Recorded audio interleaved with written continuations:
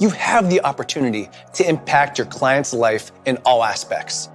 The updated weight loss specialization will help trainers in many ways expand their career. For the first time, we talk about the psychosocial aspects, the sociocultural. You're going to be able to truly understand what your clients are going through when they have a specific weight loss journey. All new information, new trends. We were able to develop what we called personas. To provide examples of what you might experience as a fitness professional when you encounter a client. And build confidence as the months go by. I'll feel more comfortable in my skin. My self-confidence will improve. Empathy is something that runs through the weight loss specialization. It's about guiding people. Regarding nutrition, regarding exercise. I can go to bed at night knowing that I've done something good for the world. It's great content and a blueprint for how to get results with your clients. We put together a complete solution to help you, the professional, become the next weight loss specialist. I'm Brad Dieter. Ken Miller. Casey DeYoung. Wendy Batts. Nolan Highland. Mike Fanagrassi. Welcome to NASM's Weight Loss Specialization course.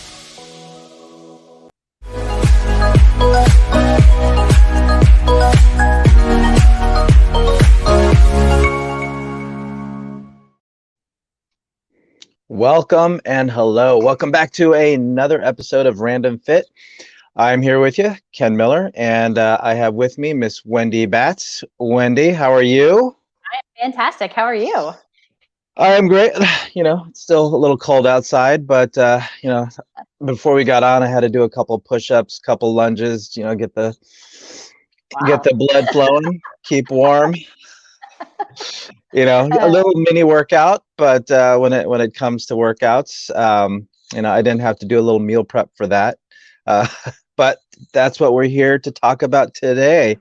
And, you know, which is one of those big questions. And I think, you know, for our listeners out there, this topic that we're going to talk about today, as far as, you know, how do you eat around your workouts, you know, with your pre-workout meal? What do you do during to keep your energy going? And then how do you replenish your nutrients that your body needs immediately after workout? And I love how we came to this topic because behind the scenes we have Mr. Eric Sorensen in conversation after one of our recordings, in brainstorming on what our listeners might appreciate. You know, the topic of a healthy snack, you know, watching what you eat and how to properly, you know, give your body what it needs to maximize the workout. And that's one of the reasons why I'm really looking forward to this. The other reason is because we have Miss Michelle Ricker on the show with us today. Hi, Michelle. Hey, how are you guys? Great. Welcome back. Thanks for letting us pull you back in on another episode. So we had a ton of positive feedback the last episode that we had. So we're super, super excited that you were willing to jump back on with us again, because when Eric did ask these questions to Ken and I, the first thing we said is we need to call Michelle, because we want to make sure that we are really saying, you know, we have the right information. So for those that happen to miss our podcast before, Michelle, why don't you introduce yourself for our listeners so they know who you are and why we are so excited to have you back. Awesome. Well, thanks again for having me back. I'm really excited about it as well. Yeah, so I'm a registered dietitian. I used to work with Ken a little while ago. Little while ago. But yeah, back at Apex Fitness. And so I've kind of been in the world of nutrition and fitness for a while. I started out my career kind of clinical in running one of the big kidney dialysis companies, nutrition programs. And then from there, I was like, you know, let's move into prevention, and dove into the whole fitness nutrition space. So, you know, at Apex, I did a lot of research and development, supplement formulation stuff. We had a really cool wearable. So when we did wearables, and I've done this over time, is really helping people figure out what's important, how to like make change happen when it comes to their body and nutrition. And since then, I've been, you know, working with a lot of companies, developing programs for the Air Force, for the enlisted, doing different concepts for startups trying to build out different wellness programs. like I mentioned before, that I've done a little bit with the Senate right now, helping them around nutrition, which is kind of a big undertaking. But yeah, so I really spend a lot of time on, and I also look at DNA. So a lot with DNA on how nutrition and fitness works. And with all that, it's kind of like what we're talking about today is, what do you eat? The whole big concept is, we can look at a big picture of how things work, whatever, but we really need to understand the day to day. And I think that's really the big challenges we all have. Well, I know personally, I mean, I get these questions a lot because, you've got people that are coming in super early in the morning. So let's say they're a 6 a.m. client, or let's say you like to go to the gym because that's the only time you can fit it in is super early in the morning. And, we're talking about, some ideas or what are some things that people can eat before they work out? Do they have to eat before they work out? I mean, these are super common questions that I personally get.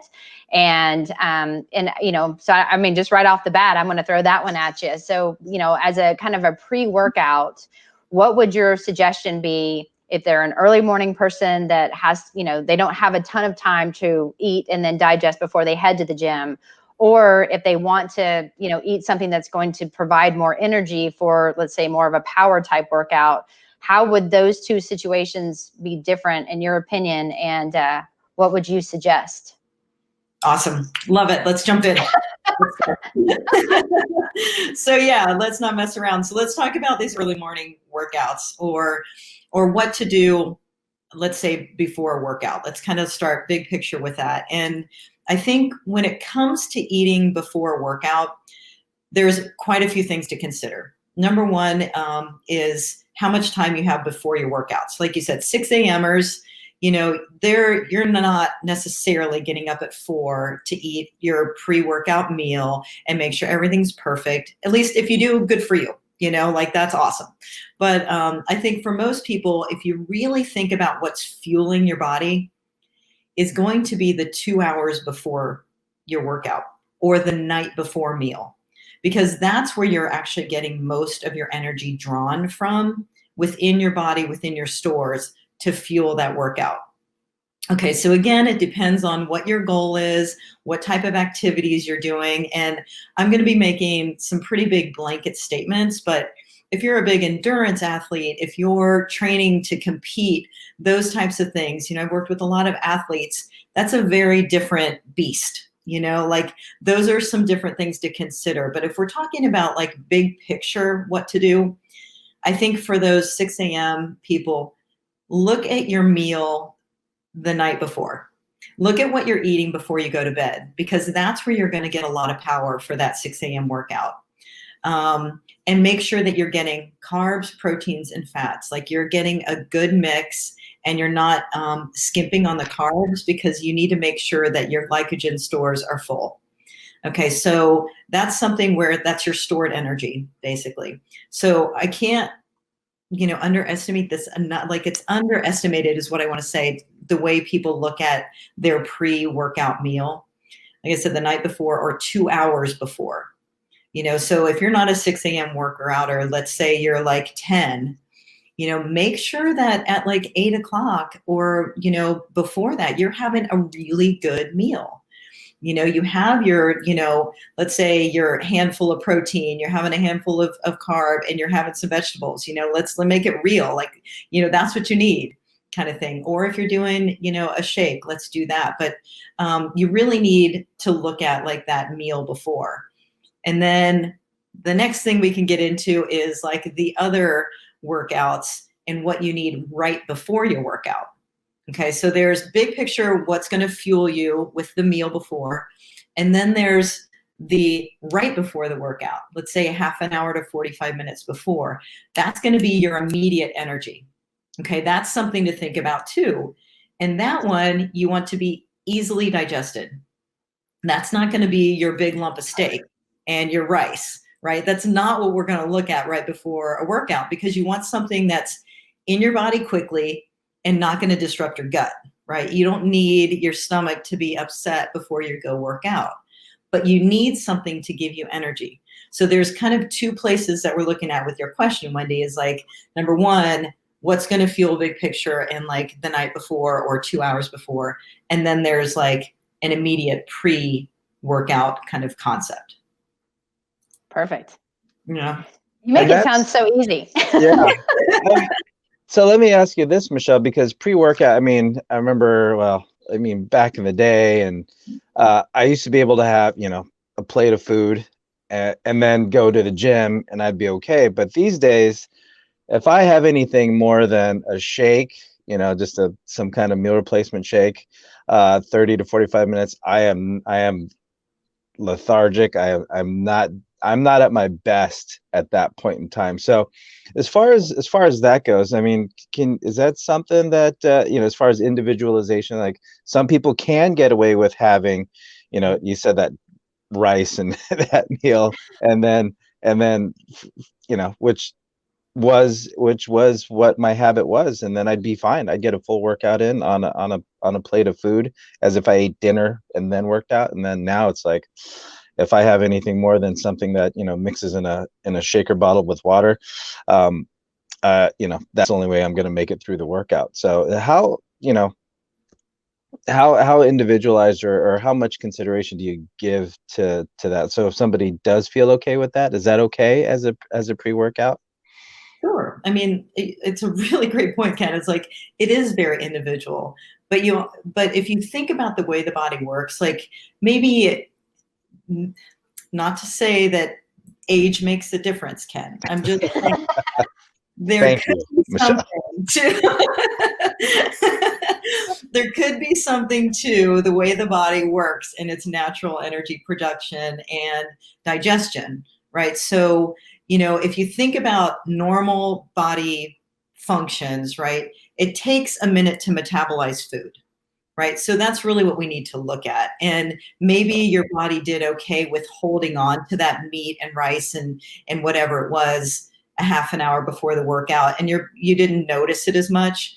You still weren't able to necessarily use it for that workout, because it takes longer to absorb than a half an hour. If you have a chunk of meat, it takes, a couple of hours to break down. So, maybe you were able to be like, it's cool and the body's okay with it, and maybe now you just feel it more, but again, the key with this is, if you want to optimize your workout, you want something that you can use. Right? So what you can use is something liquid. And because the digestive system already has it, it's almost like it's pre-digested if you think about liquid. And that's why you can use it more immediately. And that's why, we'll talk about post-workout too, but like that quick availability of energy is what you need for your workout. And that's the optimal space. But yeah, it's really individual what works for you. But I find that most people, it kind of just sits in your gut if you're eating something pretty heavy right before, because it's unable to break down.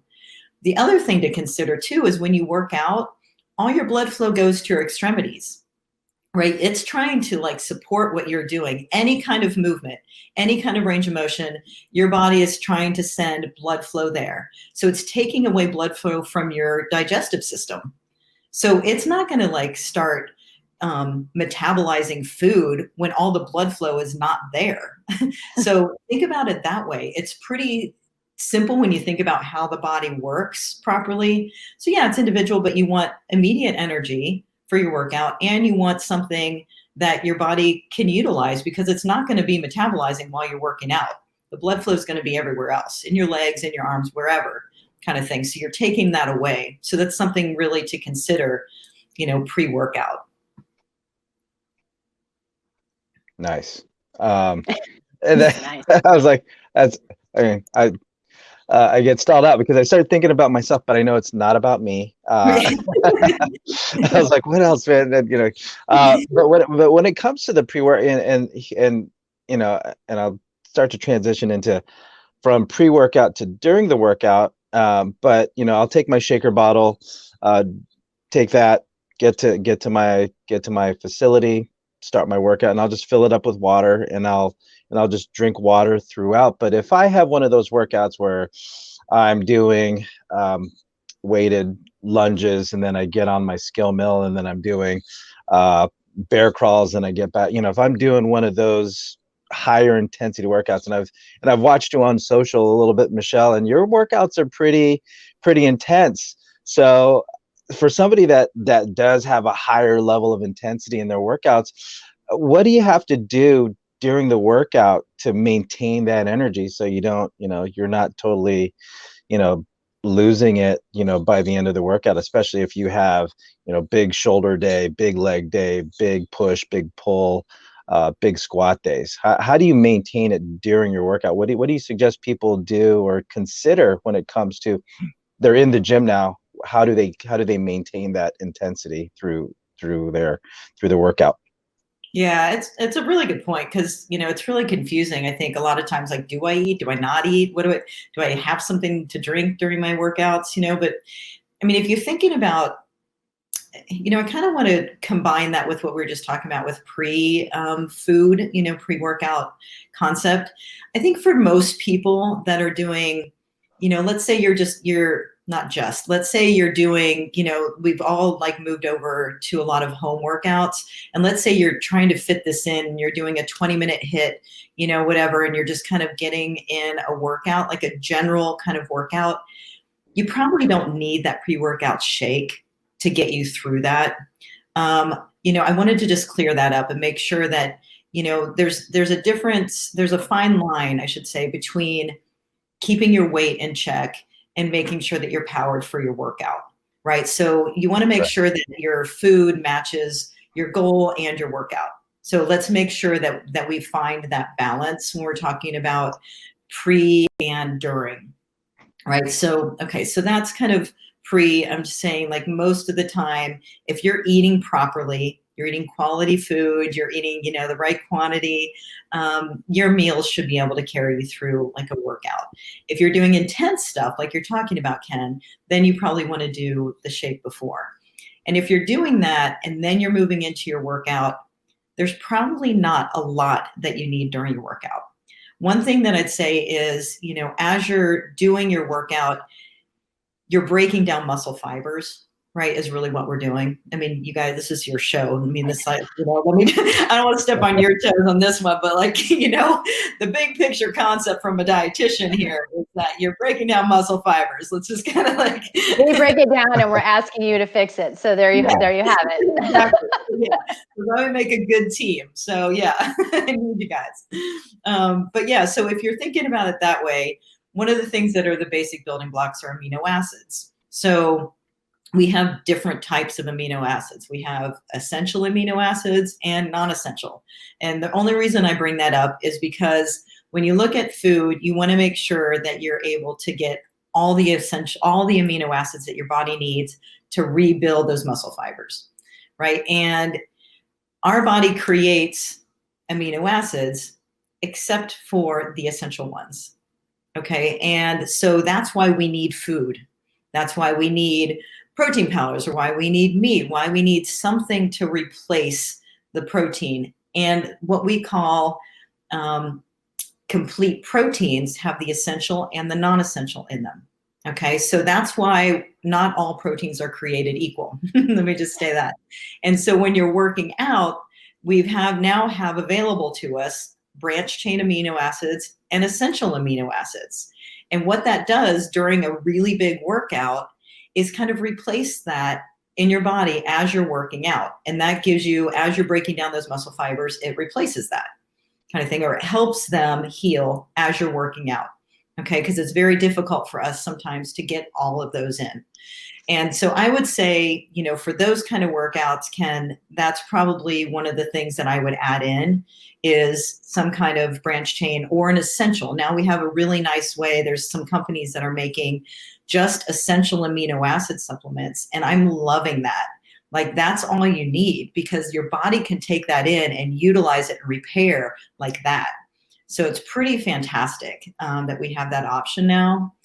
And then if we also look at during workouts, if you're talking about endurance athletes, then you really need to, that's a whole different game, right? Then we need to talk about electrolytes. Maybe we do need some carbs and protein combo. and timing of that. Like, when I'm talking about endurance, I'm talking about anything probably, an hour and a half, 2 hours or more kind of thing. Right. Then we need to start talking about replacing carbohydrates, that type of thing. Gatorade has done really well for the industry, meaning that, every kid that plays soccer for 20 minutes thinks he needs a whole Gatorade to replace something, right? So they've been really great with marketing to they make us think that we need something like that. In reality, no. We're probably okay. If you're doing your 20-minute HIIT workout or your kid's playing soccer for the 20 minutes, they're probably not dehydrated and they probably haven't used all their stored carbohydrates. So that's when you would need to replace something. So big picture to your question is, most people can do well with probably nothing if you're going to the gym or something, or you're working out for an hour, hour and a half. You're probably okay. I would, if you're doing pretty intense and you're doing that on a regular basis, throw some branched chains or an essential amino acid in with your water, and that would be fantastic. And again, then if you're doing endurance stuff, then we want to talk about like a carb, maybe even a little protein combo to sustain you over time, kind of thing. So that's the way I would go with during workouts. Right. Okay. So for that personal trainer who happens to be listening to us, they run a typical 50 or so minute training session. The big thing we would really want to make sure that our clients had in their shaker bottle is water, right? It's staying hydrated. And, if it goes any more intense or any longer than that, then you can look at other avenues. It's just, what I see a lot of is more of the flavoring, just so people, water is water, right? But they want some flavor. So they're more inclined to succumb to the flavored BCAA, something electrolyte drink, which, to your point earlier, that the whole balance between watching your calorie intake and keeping in mind what you need to perform well. And that's mostly what I'll see with my clients. I'll look at that little transparent, opaque shaker bottle, and it has something that's pink or yellow or blue in there, and it'll, it's like, dude, we're doing mobility today, some core work, and some balance, and and I don't know if you need all of that, but I mean, another interesting point that you bring up is, something that I bring up every now and then from a real life standpoint, is that I've got 2 kids, distance learning. They're downstairs and the one's in another room. And if I can sneak away for 20 minutes, do some bear crawls up and down the hallway and push-ups and some frog squats, 10, 10, and 10, 3 times, that's it. So it's good to know I don't have to pop a couple amino acid pills. You're probably okay. I'm just going to say right now, bear crawling, you probably don't need to try to sneak in your shake. You're probably okay.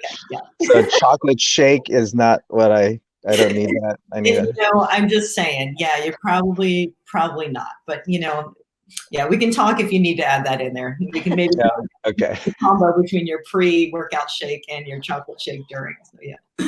Right. And, and back in the day when I was actively working in the gym, one of the things you'd see people, they do their workout, go to the locker room, change up, grab their duffel bag. And the next thing you see is they are, a couple of situations, right? One, they've got their whatever their powder is that they've mixed up in their shaker bottle, and they are just making sure you don't want to miss out on that golden hour, that window of opportunity where my body is just craving for those nutrients. And if I miss that window, I've just lost all the gains that I've worked so hard for when I was on that bench press on a Monday night. So can you talk to us about, okay, how do we maximize the workout as far as the recovery goes, relative to the nutrient intake? What do we, if there's anything that a person needs to keep in mind, how to replenish those nutrients, what's the best way to do it after the workout? Yeah, it's pretty funny, isn't it? I mean, it's really interesting because it seems to me, so, if you look at the way the research has gone, yeah, we used to say, you know what, as soon as you are done lifting, you need to optimize that power hour right after and make sure that your body is getting the right amount of amino acids, carbs to like help the absorption and to get that in there right away. Yeah, we used to say that. And truly, for those that do it, I think it probably is great. You know, it works for you. A couple things with that. I would say, number one, think about what I said a few minutes ago about when you work out and the blood flow, right? So when you're done working out, your blood flow is still in all the extremities. You're doing your bear crawls, you're doing any kind of lunges, you're doing, you know, squats, whatever. That blood flow is supporting you in that. That means your legs, your arms, your shoulders, whatever it is, your quads are fired up and full of blood. And that means your gut and your intestines, your stomach does not have a lot of blood in it. So if you are going to do something right after you work out, meaning eat something right after you work out, you need it to be simple and easily digested. Okay, so that's fine if you want a protein shake right after. Done. You go for it. Not everyone needs that. And the cool thing that we're finding is, you know, I brought up before, we used to say that, is like today, you know, research is pretty awesome, is that we've figured out that whole anabolic window that you know, you had to eat right away is now more like 6 hours. We have a good solid amount of time to replenish what we just broke down. And that's the super cool part. And we haven't really debunked that one. You know what I mean? Like that's still a gym way of mentality, you know, is that you need to eat right away. And yes, you will have a really good, you know, absorption rate within like an hour and a half of working out. Yes, true. But you are not going to lose gains, big picture, if you don't, you know, pound that shake as you're leaving the gym. You're going to be okay. And as your dietitian, I will tell you that you will be okay. You need to hear that. I love it. Well, that actually will bring me to a question because, you know, when we talk about the protein shakes, so you see in the gyms, you know, a lot of, especially big chains, they have a supplement bar or a smoothie bar. And so when you're thinking about, okay, I'm walking out the door, I know that it's still the mindset that you actually just debunked that we don't have to have it immediately after our workout. However, if we know that we're going to be running errands, we're not going to be going home, and that this is, you know, a good option, I guess my question is how do you know which shake you should have? Should it be extremely high in protein, or is there a certain protein that's, you know, like at these gyms that we should, you know, really hope that they have, because I know it kind of depends on their partnerships of what they're offering. But, you know, when you're thinking of protein shakes, I know if they don't have it at the gym, there are a lot of smoothie places that they'll go and they'll get like a fruit smoothie and they may throw some protein in there, but it's super high in sugar. And so how do you know what is the right type of protein shake to have, and what are things to look for that if you are going to go to these other places that maybe aren't the gym, that we could put healthier ingredients in to get a better outcome long term with just maybe that quote meal replacement shake or after workout shake? Love it. Yeah, that's a really good big old question. I've got a lot of those apparently. I love it. Let's just put it all in there, right? So, okay, let's start from the very beginning. So right after workout, or what you need to kind of like help your body get protein into the muscle, is you need a carb protein combo. Okay, your body needs a blood sugar fluctuation to kind of help absorb the protein. Okay, so typically post-workout, a 3-to-1 ratio is the best way to go. 3 carbs to 1 protein. Okay, that's kind of the concept if you think about grams that way. Okay, what that would be is like chocolate milk or something that has a little bit of protein, but also has enough carbs to help with that absorption. Okay, so that being said, you want to make sure that you are not completely getting rid of the carbs post-workout. And that's kind of the point that I want to get across, is that a lot of people think I just need protein because I just broke down all my muscles, right? And to replenish them, I just need protein. Well, you need some carb to help that get in there. Okay, so make sure that your protein shake or your meal post-workout has that combo in it. Okay, that's going to be key. When you are going in, I'm not trying to say that you don't need food right after you work out. I'm saying that you do. You need to replace this. I'm saying the urgency doesn't have to be the way that we think it is. All right. But to go to those like a shake bar or something like that, or a smoothie place, yeah, big question. I mentioned like the way that amino acids are essential and non-essential. What you want to look at is making sure that you're getting all like a complete protein. So again, those pea proteins or things like that, I'm not anti those. I think when right after you work out, you want to make sure that you're getting that complete protein. Okay, and that's going to be really important to make sure that you're replacing all those muscle fibers. All right, so when you're going to those smoothie bars, or I don't want to mention any names, but like, you know, places that make smoothies or something where they put a lot of fruit in there, like you said, Wendy, a lot of it is just sugar. You don't need a ton of sugar. And I think that's the problem with a lot of people. I'm eating so healthy, you know, or they're juicing and they're doing things and they're putting in, you know, all fruit. It's bananas and apples and, you know, everything, you know, grapes or whatever it is to make it taste good. There's too much sugar and you're getting too high of a blood sugar response, and you're not getting the protein that your body needs to replace itself. So yes, a good quality protein, kind of a 3-to-1 ratio. And you can look at labels and stuff, or you can talk to them at the juice bar kind of thing or whatever, and just make sure that you're getting a combo of things and you're not getting a lot of extra sugar in there, right? You can get some good carbs, whether it's a fruit, you know, sugar or whatever with fiber, but you're not getting just like sugar put in there, whether it's a sorbet or something like that. You don't need that, right? Oh, Michelle, you're shattering my dreams right now, sister. I was feeling good about this until you said that, but you know what? So that kind of brings me, and I know that, you know, I don't want to keep you on forever. I could ask you questions all day, but you know, I guess one of the piggyback questions off of the shake one would be, let's talk just briefly about bars. I know that some of my clients really don't like to work out really hard and then have a shake. They want to eat something. They need that satisfaction of chewing and swallowing something. So if you had to think, you know, you had a pretty good workout, whether it was the 20-minute that you guys have been talking about, or even, you know, somebody is just needing to grab something to go, what do we need to look for in a bar that's going to provide us with, you know, good nutrition? And then what are things to kind of consider that may not be as optimal as we think, because we're not really sure how to read that label right? Yeah, great question. And I'm a big believer of eating too. Like I'm not. I try to be a shake person, but I honestly, I'm not either.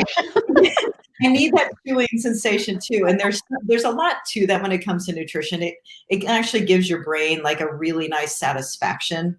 It triggers like, you know, this satiety in our body by having something to chew. So, you know, I think it's great. It's a great question. And, you know, I love real food. So, you know, think about that. I'm not saying you have to have shakes all the time, but they are pretty easy, you know, and they're very easily digested. But yeah, if you're looking at a bar or something, you don't want it to be a candy bar is really what we're looking at, right? We've created again, Michelle, shatter.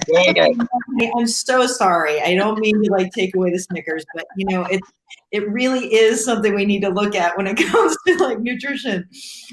Okay, so bars can be, there's a huge range of them, right? Let's start out with like fruit bars. Okay, that's all carb and that's all sugar, right? Then we kind of move into like this mixture of, we want to be kind of healthy, and we put in maybe 5 or 7 grams of protein into our sugar bar. Okay, without going too technical and too much detail, think about the way blood sugar works. When we eat carbohydrates, our blood sugar skyrockets. And then if we don't eat anything with it, it plummets really fast. Okay. If we eat carbs with a little bit of protein, it goes here, and then it kind of balances out a little bit. Carbs with protein and fat, it goes here, and then it kind of like, it stays even. All right, so we want to think about that with a bar, right? And so our carb protein ratio needs to give us that balance point. We don't need this huge up and then a crash, right? Especially around our workouts.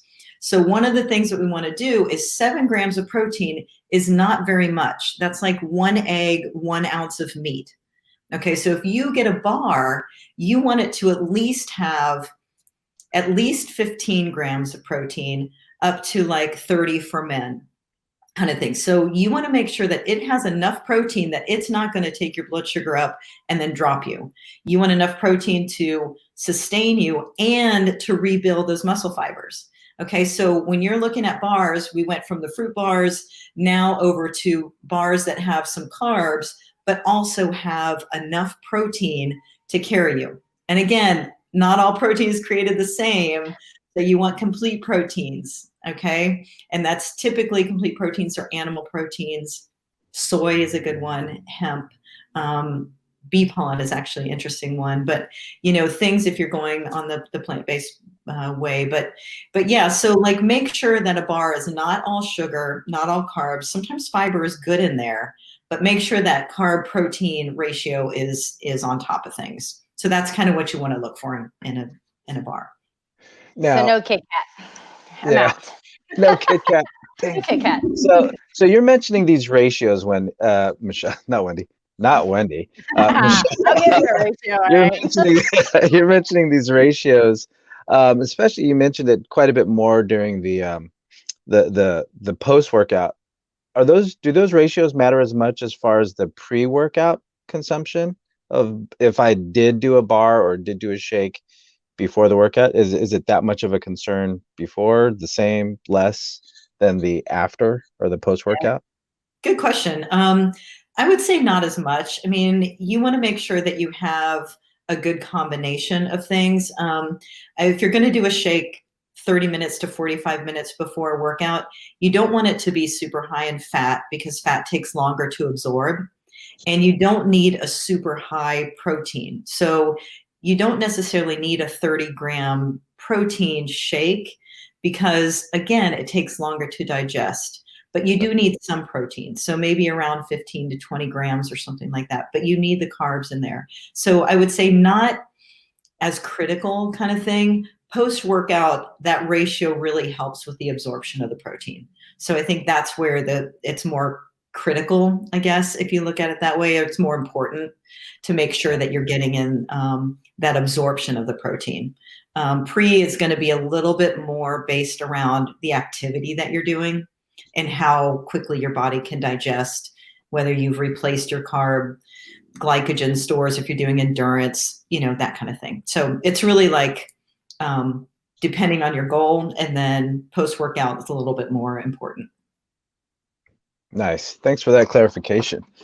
Boy, all this talk about shakes and bars, I tried to make sure I was fed before this. I wasn't thinking about food too much, but now you guys got me really thinking about, okay, I guess I'll get a workout in and then I'll get the shake. Well, now I'm going to go in my pantry and be like, okay, what do I have in here? What are my ratios? Because, I mean, didn't mess it up now.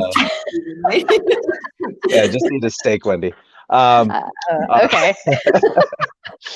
That was awesome. That was awesome. I learned so much, and hopefully I know our listeners did too when it comes to, because this is one of those big questions that not just clients but also trainers have, as far as how do I prepare the body, how do I keep up the energy, and then how do I optimize the recovery post, and debunking the whole anabolic window, that window of opportunity to recover. That. So that's really big information there, Michelle. So thank you so much. So that's our time, Michelle, Wendy. Thank you guys for spending that time with the Random Fit and this talk and discussion about pre, during, and post workout, and how to fuel the body to optimize the workout that we are all trying to get in whenever we can get it. So if you like what we talked about today, please like, follow, subscribe, download on whatever platform that you use. Please share it. We love to also hear your responses as far as things you'd like to listen to, and you know, have me and Wendy and whoever else we have on the show. In this case, it's Miss Michelle Ricker. Thank you again so much for being here.